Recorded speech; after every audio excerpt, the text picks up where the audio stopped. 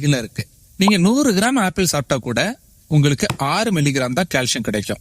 ஆனா இதுவே ராகி நீங்க 100 கிராம் எடுத்துக்கும் போது 344 மில்லிகிராம் கால்சியம் கிடைக்கும். இன்னும் இந்த வீடியோல இருக்கிறத முழுவதும் பாத்தீங்கன்னா ராகியை எப்படி எல்லாம் உங்க உணவுல சேர்க்கலாம்னு யோசிக்க ஆரம்பிச்சிடுவீங்க. அதுக்கு முன்னால ராகி, கேப்பை, கேழ்வரகு இப்படி நிறைய பெயர்கள் இதுக்கு இருக்கு.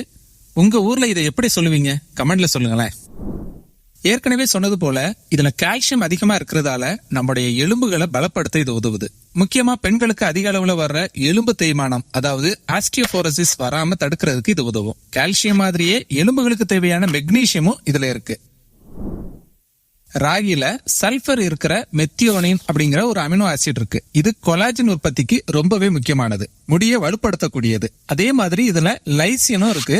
இதுவும் முடி ஆரோக்கியத்துக்கு உதவக்கூடியதுதான். சல்பர், அயன் இந்த மாதிரி சத்துக்களை உடல் முழுமையா உறிஞ்சுறதுக்கும் உதவக்கூடியது. முடி வளர்ச்சி தூண்டக்கூடிய ஜிங்க், செலினியம் மாதிரியான விஷயங்களும் இந்த